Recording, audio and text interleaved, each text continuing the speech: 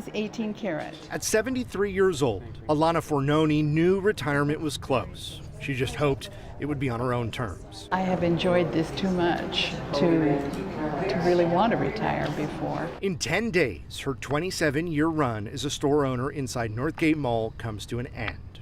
And as they say in her business, everything must go. We're scrambling, we're reducing prices. Every week we've slashed them an additional percentage.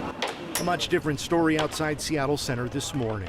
All smiles as NHL Seattle announced a partnership with Virginia Mason. The healthcare provider will oversee care for NHL players and staff at a yet-to-be-built facility in Northgate. When we recruit players, to tell them that right in our training center is a world-class, state-of-the-art care facility. NHL Seattle will anchor a massive redevelopment of Northgate Mall, part of a huge overhaul of the entire complex.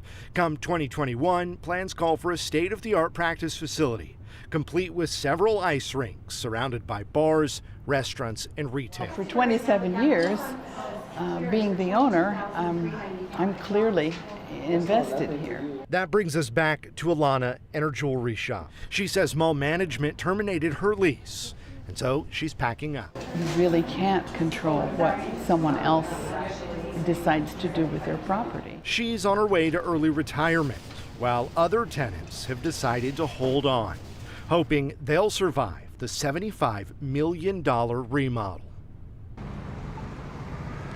I asked her if there are any NHL games planned for her retirement. She says no, she will not be attending. Meanwhile, I did hear from staff here at the mall. They say they acknowledge the short-term challenges to business owners and clients, but do say the mall will be open during construction. In Northgate, Sebastian Robertson, King 5 News.